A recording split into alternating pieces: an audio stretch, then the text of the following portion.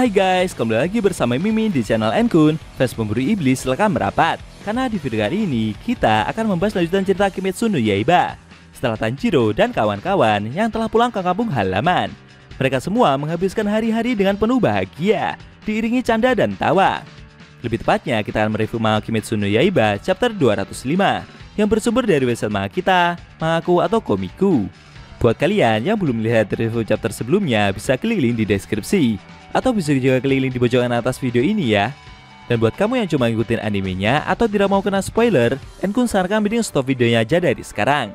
Nah, di chapter 205 ini, era telah berganti, dan perjuangan Tanjiro bersama teman-temannya dilanjutkan oleh para generasi penerus. Mereka semua diibaratkan seperti reinkarnasi dari para pejuang pemburu iblis di masa lalu. Penasaran? Oke, langsung aja kita bahas. Let's go!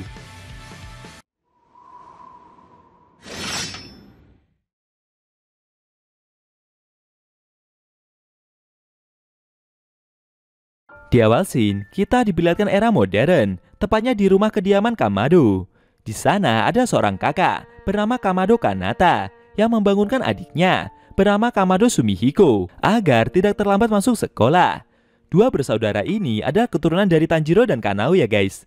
Kanata sudah membangunkan adiknya berkali-kali.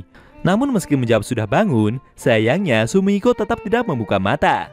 Di sisi lain, tepatnya di kediaman Agatsuma, ada keturunan Zenitsu bernama Yoshiteru yang membaca buku perjuangan kakeknya. Sambil menangis dan berteriak beberapa kali, dia merasa kagum membaca cerita perjuangan leluhurnya tersebut. Dia tidak menyangka jika mereka akhirnya berhasil mengalahkan raja dari para iblis.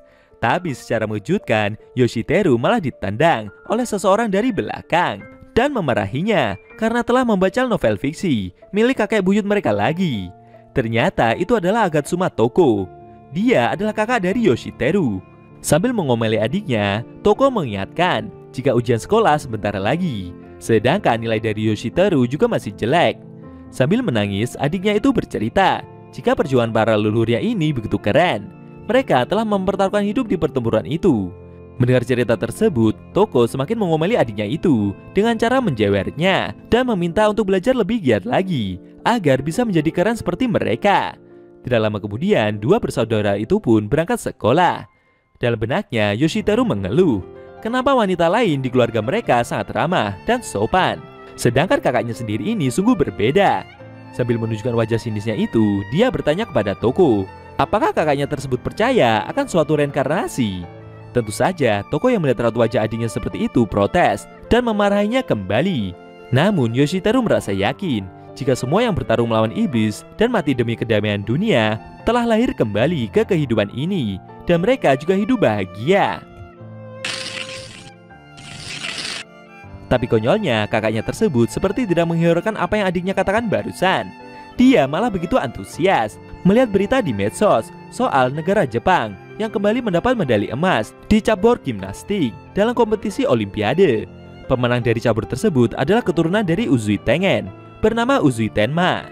Menurut Yoshiteru, sikap yang pemuda itu tunjukkan saat difoto begitu kurang ajar, seakan dia seperti mengajak para wartawan yang sedang meliput berita.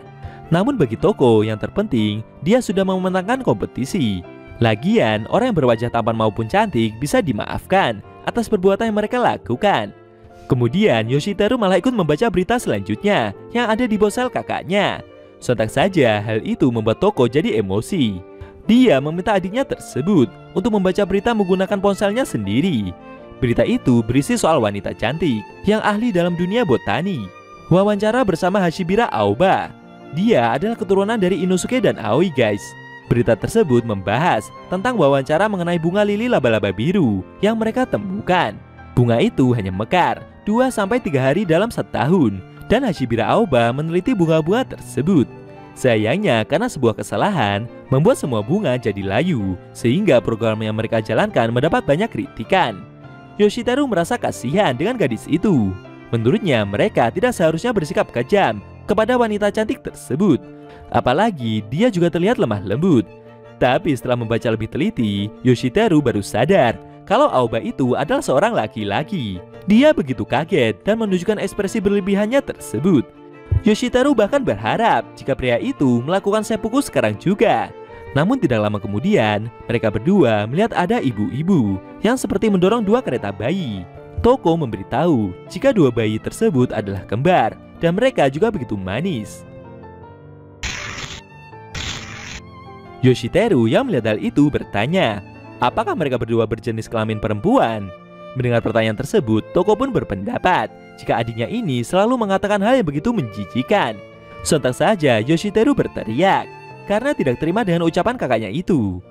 Ngomong-ngomong, dua bayi ini adalah reinkarnasi dari Muichiro dan Yurichiro ya guys. Di saat yang bersamaan, di dekat mereka berdua ada dua gadis cantik yang terlihat begitu bahagia yang kebetulan lewat. Yoshiteru pun yang melihat hal itu langsung membuat raut mukanya jadi berubah drastis. Menurutnya, aroma dari kedua gadis itu seperti bau surga saja. Mereka ini adalah gadis-gadis dari sekolah khusus wanita Sekirei.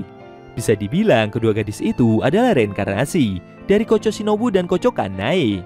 Tidak lama kemudian, Toko melihat Kanata yang seperti berbicara dengan dua anak SD. Sontak saja dia pun segera menyapa temannya tersebut. Oh ya, penampakan dua anak SD itu bisa dibilang mereka ini adalah keturunan dari Kotetsu dan Kanemori-san ya guys, yang berasal dari desa penambak pedang. Kanata yang dihampiri gadis itu memuji rambutnya. Menurutnya penampilan Toko kali ini begitu manis. Toko sendiri juga memuji penampilan dari Kanata.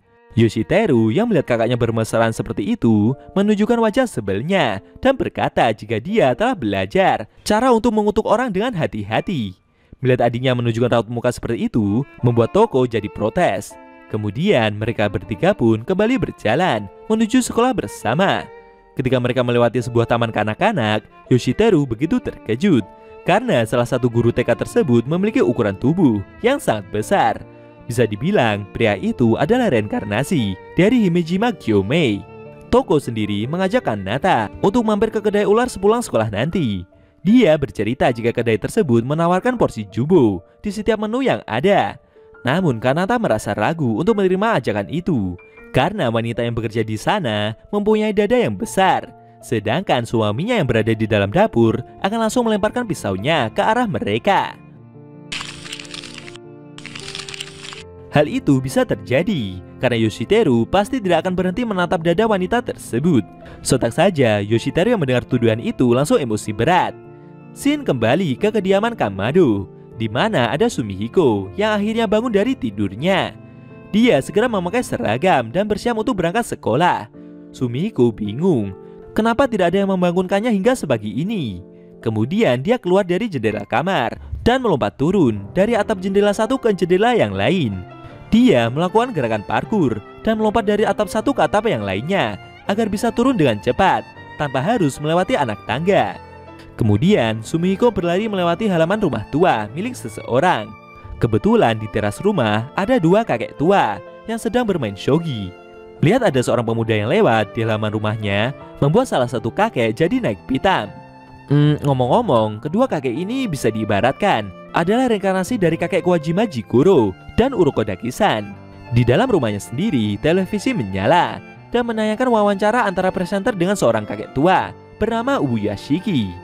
Dia adalah Kiriyasama yang sekarang ini sudah berusia sangat senja. Tapi meski begitu, kakek tersebut telah menerima rekor sebagai orang Jepang yang memiliki usia hidup paling lama. Di sisi lain, Sumihiko terus berlari dan melewati jalanan kota. Dia sempat berpapasan dengan 3 anak SD yang bisa dibilang mereka adalah keturunan dari 3 gadis kubu-kubu. Ketiga gadis itu bahkan sempat meneriaki pemuda itu dengan sebutan Running Man. Sumihiko yang dikatai tersebut jadi berasa malu. Setibanya di lampu merah, dia terus saja berlari dan tidak mengikuti rambu lalu lintas. Ketika ada sebuah mobil polisi yang lewat di depannya, secara mengejutkan, dia malah melewati mobil tersebut dengan gerakan yang akrobatik. Kejadian itu membuat 2 polisi yang berada di dalam mobil begitu emosi. Bisa dibilang polisi tersebut adalah keturunan dari Sanemi dan reinkarnasi dari gennya ya guys. Sumihiko terus berlari. Ketika dia melewati sebuah tangga, dia juga berpapasan dengan 3 anak SD yang memiliki penampilan seperti rekan-rekan Tanjiro pengguna nafas air. Anak kecil laki-laki yang di sebelah kanan itu adalah keturunan dari Gyu. Sedangkan 2 anak yang lainnya adalah reinkarnasi dari Sabito dan Makomo.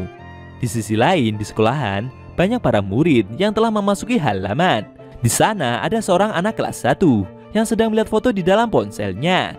Dia adalah keturunan dari Goto, seorang kakushi yang sering berhubungan dengan Tanjiro dan kawan-kawan. Tidak lama kemudian, temannya datang menghampiri dan bertanya, apakah gadis itu adalah pacarnya? Temannya itu bernama Takeuchi. Dia adalah keturunan dari pemburu iblis yang ikut andil di medan pertempuran, yang biasanya berlari bersama Murata itu guys. Namun tiba-tiba Yoshiteru ikut nimbrung dan memberitahu mereka berdua jika foto tersebut hanyalah lukisan saja. Mendengar hal itu membuat mereka berdua terkejut. Yoshiteru menjelaskan jika semuanya hanya lukisan yang dilukis oleh seniman misterius bernama Yamamoto Yushiro. Pelukis itu cuma melukis seorang wanita cantik bernama Tamayo. Selain itu, karyanya juga mulai menerima pujian di seluruh dunia. Ternyata Yushiro masih hidup di zaman ini ya guys. Oke lanjut. Mendengar hal tersebut membuat kedua anak kelas 1 itu begitu terkejut. Mereka tidak menyangka jika foto-foto secantik itu hanyalah lukisan saja.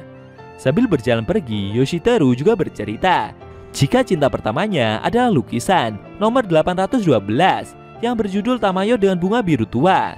Melihat pemuda itu pergi, membuat kedua anak kelas 1 itu jadi bingung sendiri. Sebenarnya dia itu siapa? Kok bisa-bisanya ikut nimbrung dengan mereka seenaknya sendiri? Shin kembali lagi ke Sumihiko yang saat ini masih berlari menuju ke sekolah. Tidak lama setelah itu, temannya yang bernama Tojiro ikut berlari di sebelahnya. Dia adalah keturunan dari keluarga Rengoku. Sumihiko tidak mengira jika temannya itu bisa ikut terlambat. Tojiro bercerita jika dia terlalu asik latihan dari jam 4 pagi dan dia tidak mendengar suara apapun sampai ayahnya memukulnya. Namun tiba-tiba, mobil polisi yang sebelumnya dilopati oleh Sumihiko tersebut mengejar dan meminta mereka berdua untuk berhenti. Tapi konyolnya kedua pemuda itu seperti tidak menghiraukan intrusi dari para polisi tersebut. Tojiro menawari temannya itu untuk bergabung ke dalam klub kendo saja atau klub olahraga yang lain. Namun Sumihiko menolak tawaran tersebut.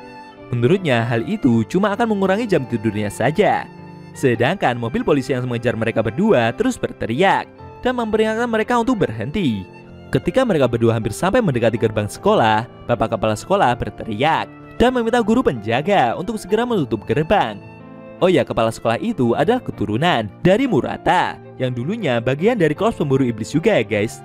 Tapi dengan cepat, Tojiro dan Sumihiko berhasil masuk dengan cara melompati pagar tersebut. Tidak lama setelah itu, kedua polisi yang sebelumnya mengejar mereka berdua tadi segera menghampiri kepala sekolah dan sambil menunjukkan raut muka yang penuh emosinya tersebut. Kejadian itu membuat bapak kepala sekolah jadi kaget gak karuan. Shin berpindah sebentar ke Aoba yang saat ini sedang duduk di taman kota. Sambil melihat langit, dia merasa jika hari ini begitu damai. Namun sepertinya Lab mungkin akan memecatnya karena masalah yang terjadi beberapa saat yang lalu. Dia mulai merasa sedih dan seperti menangis. Aoba berharap agar suatu hari nanti dia bisa hidup jauh di dalam area gunung sendirian. Tidak lama setelah itu, di kediaman Kamado, Ibu Sumihiko mendapat telepon dari sekolahan jika anaknya telah membuat keributan. Sontak saja mendengar hal itu, Ibu Kamado langsung meminta maaf yang sebesar-besarnya. Dan di akhir scene, kita diperlihatkan dinding rumah, di mana ada sebuah foto Tanjiro bersama kawan-kawan. Momen itu diambil tepat seusai pertempuran melawan iblis berakhir. Dan akhirnya cerita manga Kimetsu no Yaiba chapter 205 telah usai.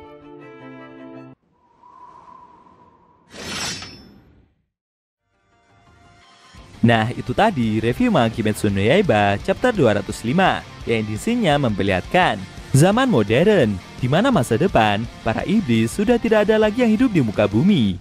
Keturunan Tanjiro dan kawan-kawan juga menjalani hidup mereka dengan damai. Mereka semua diibaratkan seperti reinkarnasi dari para pejuang pemburu iblis di masa lalu. Bagaimana menurut kamu? Jangan lupa tinggalkan komentar kalian ya. Kalau mau nonton review sebelum atau selanjutnya bisa klik link di deskripsi. Linknya ada mimin taruh di sana kok. Buat kalian yang pengen nonton review manga Kimetsu no Yaiba secara maraton, bisa klik link di deskripsi juga ya guys. Oke? Tekan like kalau suka sama video ini dan dislike kalau nggak suka. Jika ada kata-kata dari Enku yang kurang pas, Enku mohon maaf. Dan sampai bertemu di video review manga Kimetsu no Yaiba selanjutnya.